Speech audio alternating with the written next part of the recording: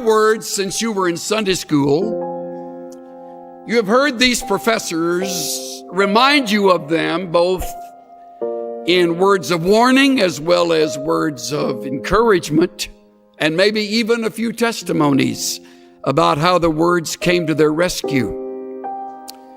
The words appear in Scripture in one way or another hundreds of times, and you will use the words with others in your ministry, both from the pulpit as well as a counselor, a friend, a minister of music, whatever capacity you'll serve in, on mission field or here at home, you'll use these two words.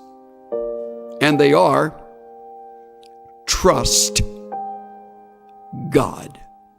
Two single-syllable words that you have heard forever, but you will discover as time passes how difficult they are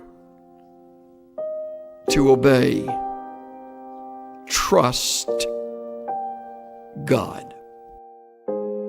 Of course, I have no way of knowing what the future holds for you.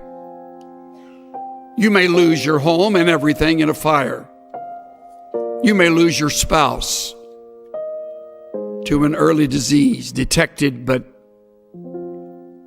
not cured. You may lose your dreams, your hopes. You may lose a relationship that you have cultivated over the years. All losses are painful. Trust in the Lord with all your heart, and lean not to your own understanding. In all your ways, acknowledge Him, and He will make your paths straight. Now, we have a problem with this because of several things. First of all, we are to blame self-sufficient.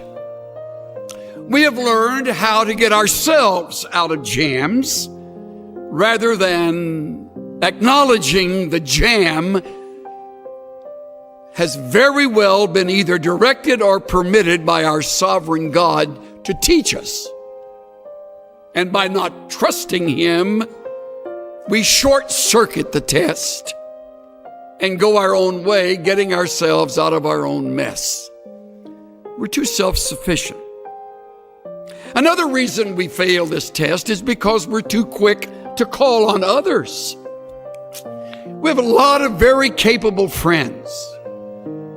As life unfolds and you leave this school and you're involved in your church, your work of ministry, your realm of responsibility, you'll meet other people. Many of them much smarter than you are. Most of them richer than you are. Better connected than you are. And some of them will become good friends. And they will become your crutch. You'll trust them rather than the Lord your God, because they're right there and they have connections. And when you're up against it, they'll get you through it. Another reason we don't trust is because we feel distant from the God of heaven. Don't feel too guilty about that. So did Job, as godly as he was. And yet Job said, in the midst of all of the loss, though He slay me, I will trust in Him. Though He take me off this earth, in the process, I leave trusting Him. I will trust Him. The fourth reason I would name is that we have cultivated the bad habit of worry. Many of you are much better at worrying than you are at trusting.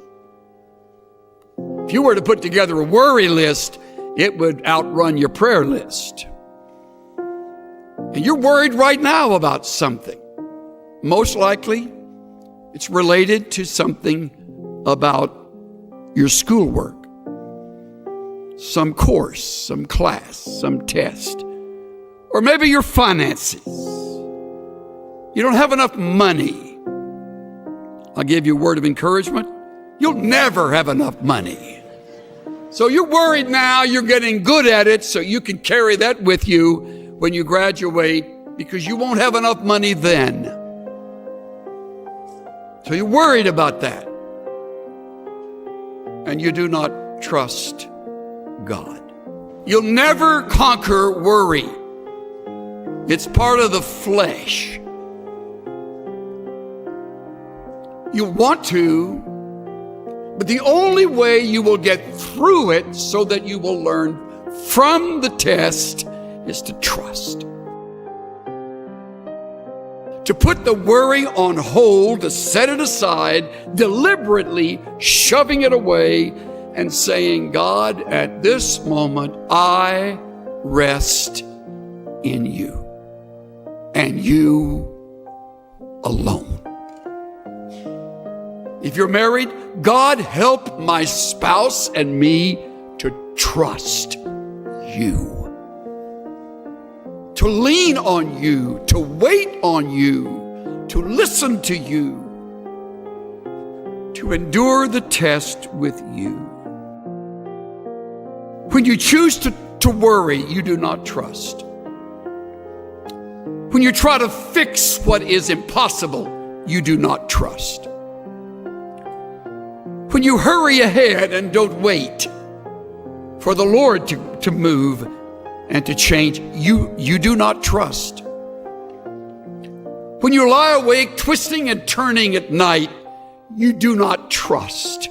When you turn to others first for help, you do not trust. When you listen to human counsel and give a higher priority to that than the principles you have just learned, you do not trust. When you manipulate and maneuver situations, you do not trust. When you cling to others in order to feel secure and needed and loved, you do not trust. See how easy it is to live in the flesh? How easy it is to disobey. Trust in the Lord with all your heart. What is it we do that keep us from trusting God? And how can we break that habit and watch God break through in ways that we would never have expected? Cynthia and I have a longtime friend who was raised with 4 brothers in Southwest Texas. They were raised on a very poor ranch. They eked out a living. One of the brothers wound up getting into Baylor, going on to UCLA Law School and earning his degree in law, and has since become a very fine attorney in the Southern California area. We've been friends since the mid-1970s.